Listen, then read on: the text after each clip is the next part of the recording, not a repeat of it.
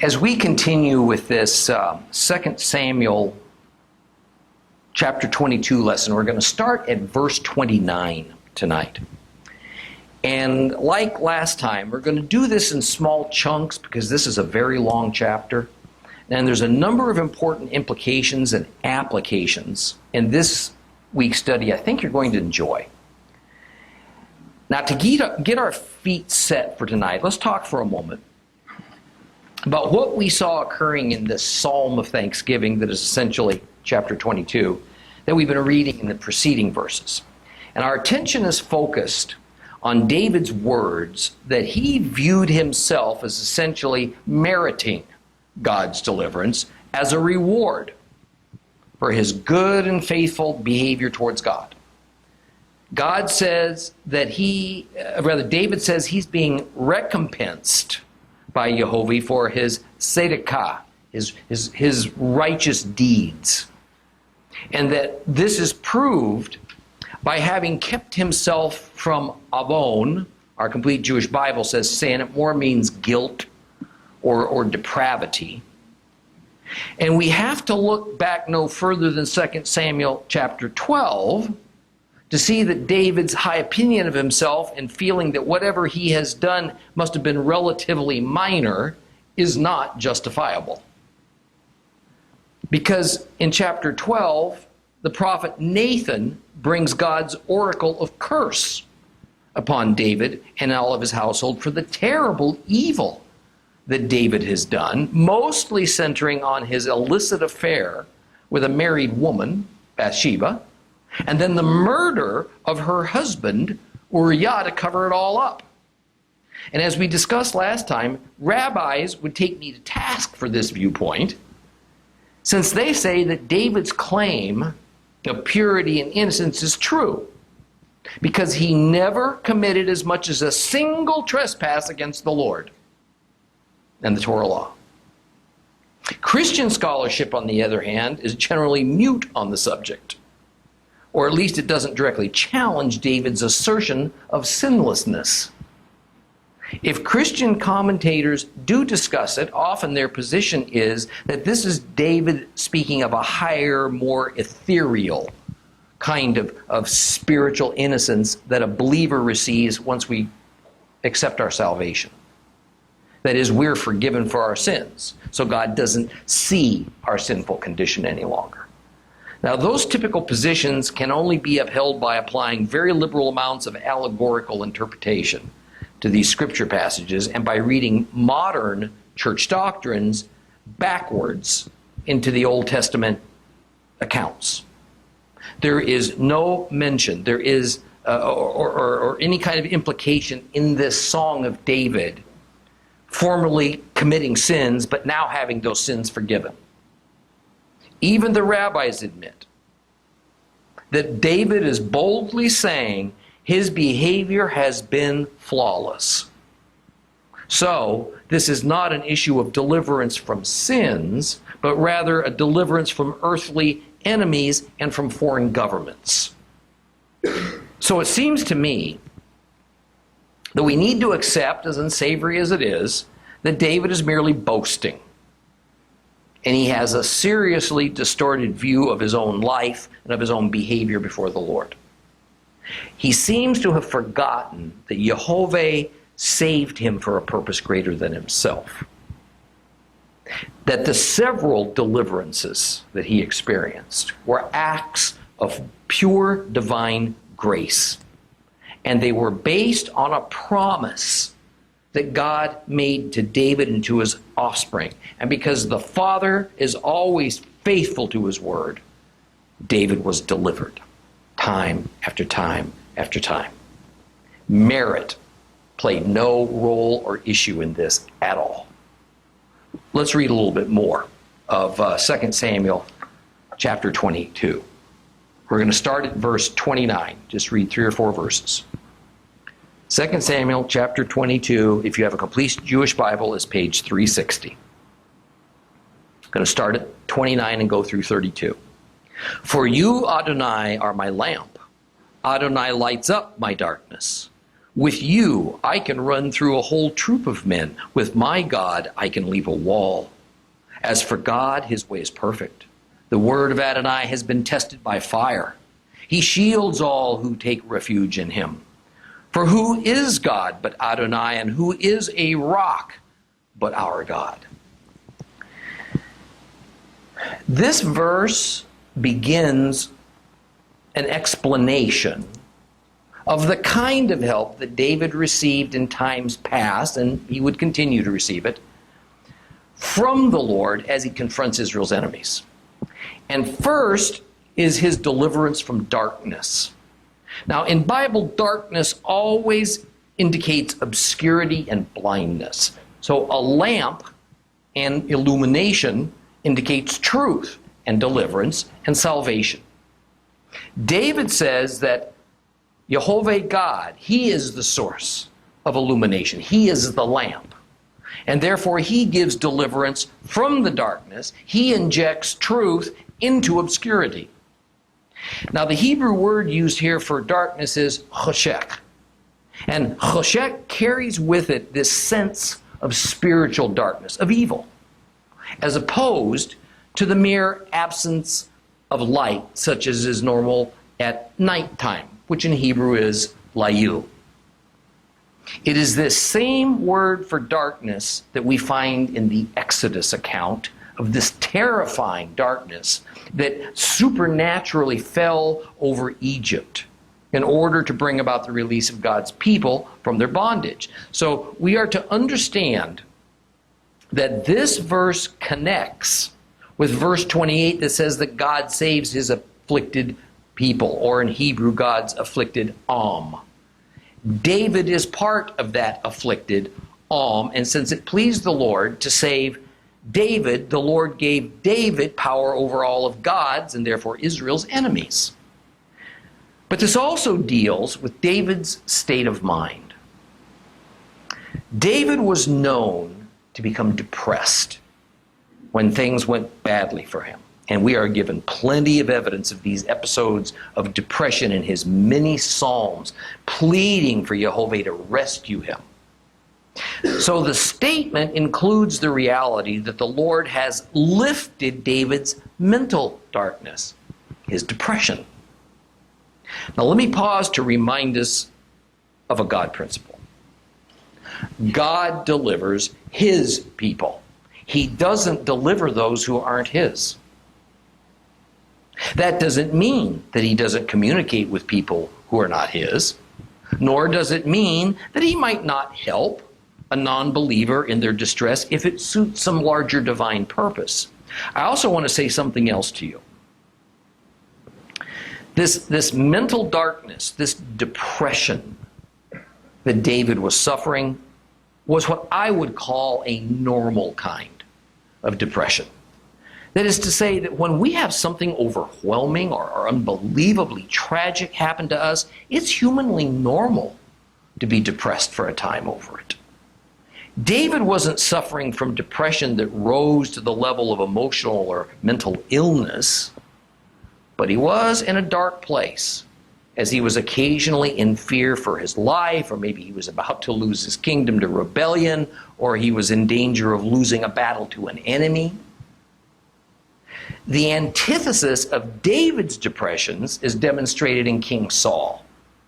King Saul seems to have suffered from mental illness, from an abnormal kind, from an abnormal level of depression that also seems to have led to an irrational paranoia.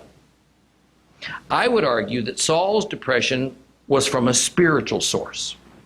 He rebelled strongly against God. God left him, and it led him into a kind of insanity. God did not deliver Saul from his depression that was due to Saul's sin and blasphemy, because in the Lord's eyes, Saul was no longer part of God's He was no longer one of God's people. Of course, God can, it often pleases him, to deliver his redeemed from mental illness. I personally know of such cases. I am by no means an expert on such a debilitating disease as mental illness, but I do know that while some might be caused by spiritual influences, not all of it is. Further, it's true that both God's people and those who are not His can suffer from mental illness, from depression. I've known a number of believers who've dealt with depression, and they often worry needlessly, I think, that it's insufficient faith on their part that has caused these recurring bouts of depression. I don't believe that. Or just as common that in the loss of a loved one or in some terrible setback of some kind, loss of a job, a financial calamity, that they can't shake their depression, and so they think they have a damaged relationship with God. I don't make that connection. It's kind of the other side of the prosperity doctrine. That doctrine that says if you have enough faith, you'll be rich and happy. If you don't, you'll be poor and sad. And that is simply a false doctrine that has of itself oppressed many folks. King David was as mentally tough as it gets. And let me tell you something else. He was as loved of God as it gets. And even he suffered terrible setbacks, had depression for extended periods of time. But what he knew to do was to cry out to God. Then God would come to his aid. We have to do the same. But we also must be aware that sometimes depression is a legitimate medical condition that needs treatment. And it needs treatment sometimes with medicine as well as with prayer. There's no shame in it. And there's certainly no condemnation from the Lord implied in that kind of a circumstance. Well, then in verse 32, we get a reminder of what we discussed in a previous lesson about David's and Israel's cultural understanding of God. The rhetorical question is asked, well, who is God but Adonai? But what it says in Hebrew is, who is El but Yud-He-Vav-He? Who is El but Yehovah? So what David is saying is that Yehovah, or Yahweh, is Israel's El. Israel's El, Israel's highest God. And in fact, Yehovah is the ultimate El. And this connects back to verse 14, where David refers to Yehovah as Ha-Elyon, the highest El. Now, if you weren't here, you've forgotten our discussion of Ha-Elyon and the meaning of El in those times, then you're going to have to go back and review lesson 34, last week's lessons. But there's yet another application for us in our day. God is Yehovah, or Yahweh, the God of Israel. God is not Allah. God is not Buddha. God is not Hindi. God is not the old man upstairs. God is not the generic intelligence of the universe. He is not an unnamed God, and he's not the interfaith God. God is one. He is Echad. He is holy. There is one God. His name is Yehovah, and he is the God of the Bible, and there is no other. Praying to Allah is not unknowingly praying to Jesus, as many Christian denominations now claim. It's unknowingly praying to nothing.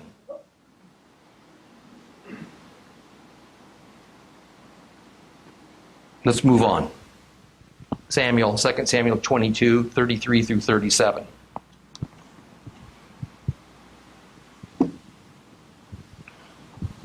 God is my strength and protection.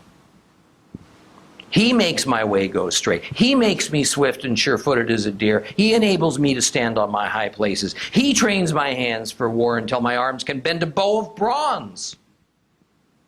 You give me your shield, which is salvation.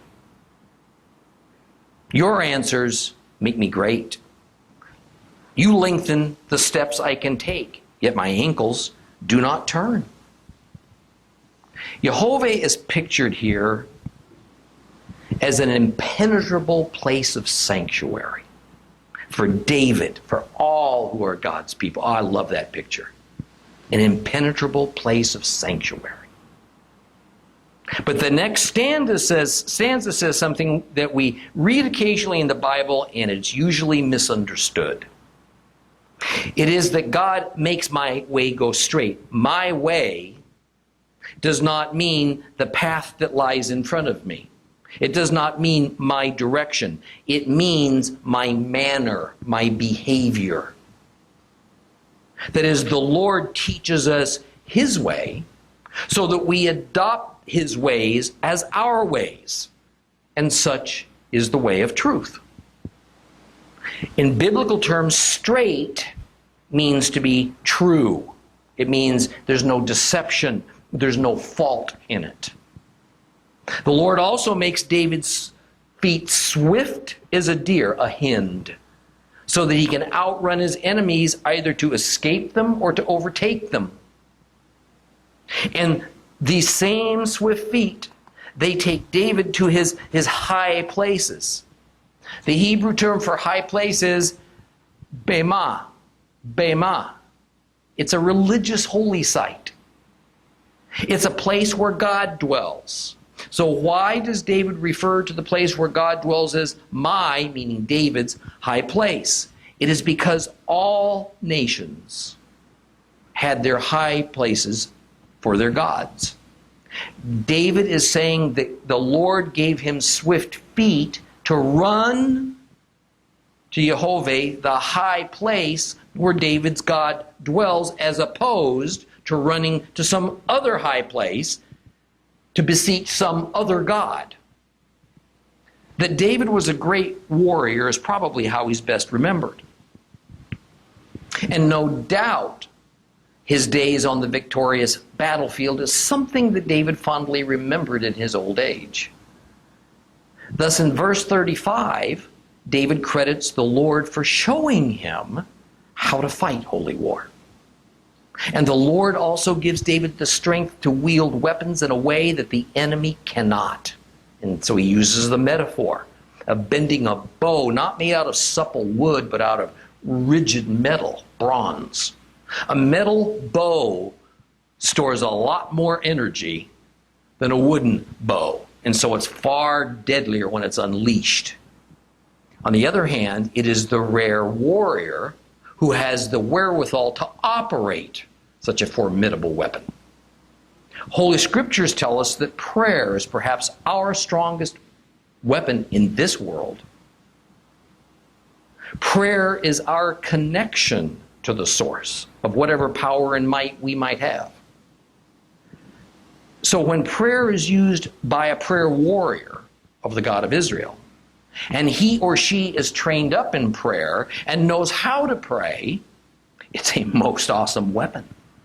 It's like a bronze bow. However, for the person who doesn't really know God, who doesn't understand the power of prayer, who doesn't know how to pray in God's will, it's a much less effective weapon. It's more like a weak wood bow.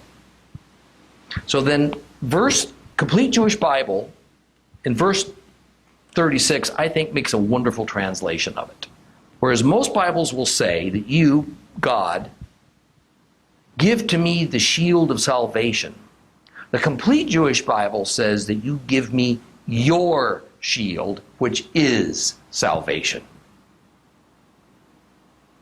Just as prayer is our powerful bow of bronze, but it's only fully useful in the hands of a trained prayer warrior, so is our salvation in Yeshua, in Jesus Christ, our shield from the arrows that are shot at us by our enemy, Satan, and whomever he might be using to attack us. But that shield can't be conjured up by us. We can't merit it. We can't even design it. We can't work up enough faith inside of us to manufacture it. This shield is given to us from afar. It's a gift. It's a gift from God. It's been transported through time and space to benefit us, and it's only available from him. That's our shield, which is salvation. Let's read a little bit more of 2 Samuel, starting at verse 38 and going through 49. I pursued my enemies and wiped them out without turning back until they were destroyed. I destroyed them, crushed them. They can't get up. They've fallen under my feet. For you braced me with strength for the battle, bent down my adversaries beneath me. You made my enemies turn their backs in flight so that I could destroy those who hate me. They looked, but there was no one to help, even to Adonai, but he didn't answer. I pulverized them like dust on the ground, pounded, stamped on them like mud in the streets. You also freed me from the quarrels of my people. You kept me to be the head of the nations. A people I did not know now serve me. Foreigners come cringing to me. The moment they hear of me, they obey me. Foreigners lose heart as they stagger from their fortress. Adonai is alive. Blessed is my rock. Exalted be God, the rock of my salvation, the God who gives me vengeance and makes peoples submit to me. He brings me out from my enemies. You raise me over those who rebel against me. You rescue me from violent men. All of these verses are referring to holy war. I want to recall for you that the holy war that began with Joshua was never successfully completed. The goal was to rid God's kingdom, the promised land, of those who didn't belong there. And who didn't belong there was all who didn't wholeheartedly worship him. It was not a requirement that all the Canaanites be killed. If they were only driven out of the land, that was acceptable to God. The Lord's preference was for the Canaanites to give up their wicked false gods and instead worship the God of Israel, which essentially changed their identity from Canaanites to Israelites. But forced conversion was never contemplated. Any conversion was to be modeled after Rahab, that harlot innkeeper of Jericho, who witnessed the power of the God of Israel, and so she gave her trust to him by her own free will. She says, that's my God. That's the God I want. The only Canaanites to be killed were those who did not choose to worship Jehovah, and instead of leaving now, they stood and fought. And as a parenthesis, because it's so often overlooked, the only place on the whole earth that was under those holy war instructions was Canaan, the promised land. The other nations of the earth were in no physical danger from Israel. God didn't tell Israel, go conquer the whole Middle East. This was a very limited holy war, limited to the promised land, but it was also an uncompleted holy war. So the elements of the holy war continued on in David's day. And since David was committed to this holy war, God equipped him for it. David speaks not of partial victories, but overwhelming victories. When he repeatedly uses the term I, he indeed sees himself as the victor. On the other hand, verse 40 begins, for you braced me with the strength for battle, and you bent down my adversaries beneath me. In other words, David fought the battle with zeal and with skill, but in some new supernatural way, the Lord handed the enemy over to David, so the victory was a foregone conclusion before it ever began. I think Christians may have more trouble with this particular concept than maybe any other. We don't know how to view or to characterize our participation in the things we do for the Lord. Therefore, sometimes some people are nearly 100% passive. And they think that we need to kind of sit on our hands and just simply wait for the Lord to supernaturally cause something to happen in our presence so that we do nothing, and by that we can give all credit to Him. Others are nearly 100% active. And they think we're to run around frenetically shaking the handle on every door until one finally opens, or even knocking the door down if the handle didn't work very well. And then flying through it as if we're a bull on our way towards a red flag. The red flag being that task or that goal we think the Lord has put before us. Some believers are so reluctant to speak of their participation in a ministry or a mission that all they can speak of is the Lord doing this and the Lord doing that, as though their involvement is incidental or it's meaningless.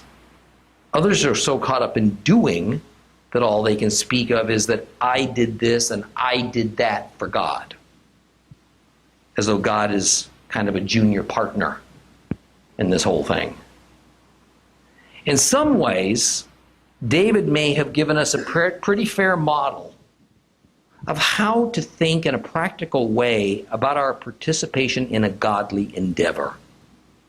And it is certainly not as equal partners, but it is as a cooperative venture. We have our part, God has his part, but we are nothing but the tool in the hands of the master. A tool that remains at rest, safely tucked away in a toolbox, is completely useless. But a tool that tries to operate without its master guiding it is directionless. It may be used for the wrong purpose, and it can even be destructive. David is not afraid to express his activities and his successes and to feel good and fulfilled about them, but it is invariably spoken of in the context of the Lord providing not only the purpose and the means, but the victory itself in a very real way. Now, verse 42 is quite interesting because it expresses the reality that the enemy who looks to their gods for help looks to an empty suit. The lights might be on, but there's nobody home. Therefore, to seek their gods for victory is pointless. On the other hand, the enemy of Israel cannot hope to approach Israel's God because they know of his power and then expect help from him.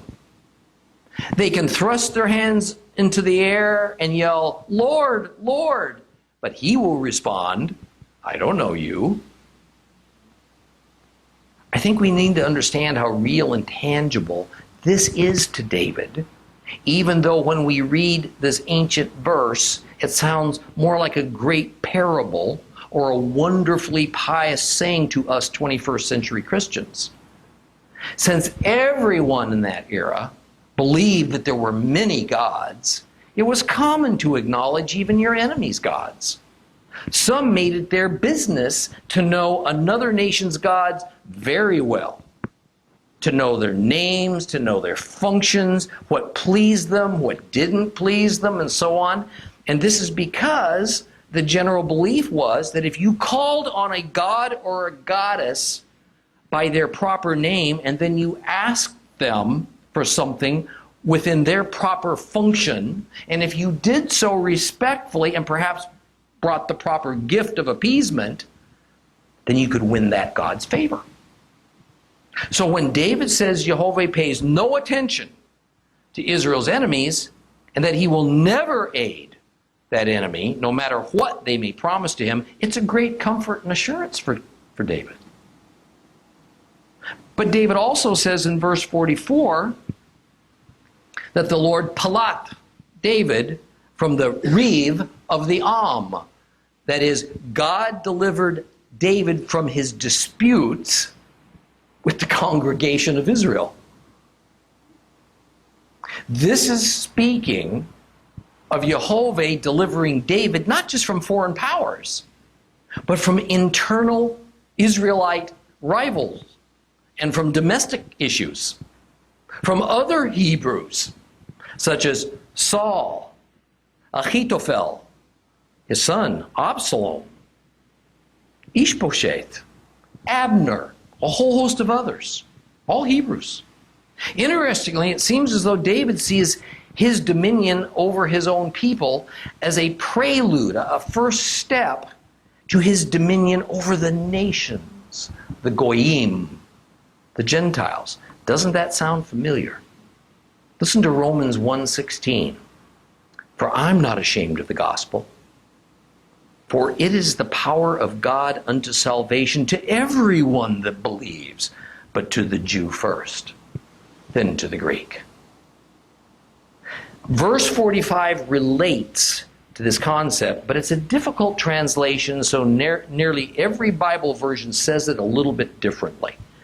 The complete Jewish Bible speaks of the foreigners who cringe before King David, but then they obey him in fear. The King James Version says that the moment that foreigners hear of David, they submit to him. The NAS says that foreigners pretend to be obedient, but the minute David appears, they properly obey. And on it goes. All kinds of variations. The rabbis long ago dealt with this passage, and I think they have it right. They say it is explaining that non-Israelites, non-worshippers of YHWH, fear David, so they conceal the truth of what it is they really believe, what it is they really harbor in their hearts, or do so because they fear it will displease David if he ever finds out. They will lie. They will deny that they actually took up arms in war or were merely against David. In other words, many Gentiles will say, oh, I believe in the God of Israel. And I'm for Israel and for David. But it's only because they don't want to be harmed. But David and Israel's power is so great, it's so fearsome, that they only come trembling out of their fortresses to pay homage to this powerful king over God's kingdom so that they're not killed. There's no real allegiance here. So after David recognizes that all of these wonderful things have happened, and he's really amazed by it all, he again understands that this is a cooperative venture led by the steady and the irresistible hand of his master.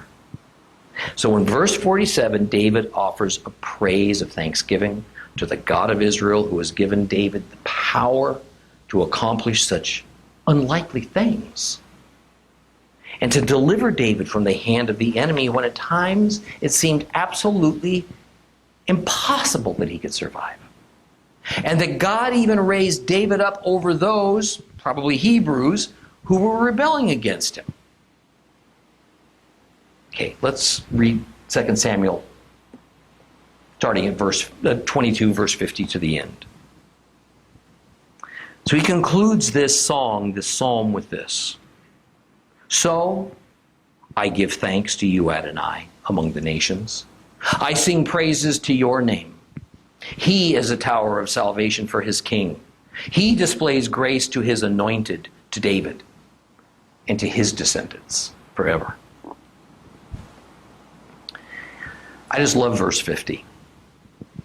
Essentially, the psalmist says that the grace that God showered upon David was so complete, it was so awesome, that the praises for the Lord for it couldn't be restricted or contained only to Israel. It had to be raised up by the Gentile nations as well. This is a classic case of a prophecy happening in one sense at a certain time, then happening again in a higher and greater sense. It repeats itself. David conquered Gentile nations, and with that, the knowledge of the God of Israel spread. And so, therefore, did the praises lifted up to God spread. But in a later time, a royal descendant from David, the Messiah, he will bring about the same, only far greater. The anointed king of Israel, whose deliverance the Lord had used so mightily in ancient times, in the larger sense, was not about David as an individual, but really It was rather all about David's forever seed that would culminate with Christ. Let's move on to chapter 23. Chapter 23. We're just going to read the first 7 verses of 2 Samuel chapter 23. Page 362 if you have a complete Jewish Bible.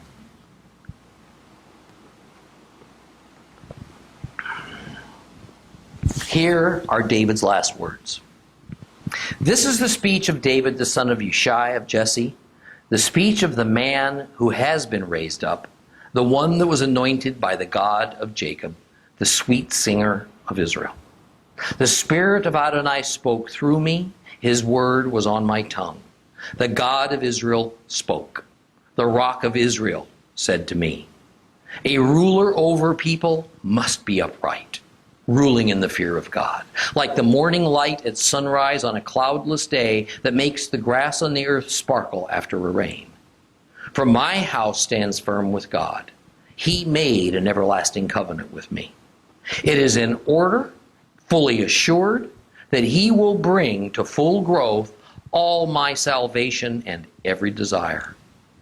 But the ungodly are like thorn bushes to be pushed aside, every one of them.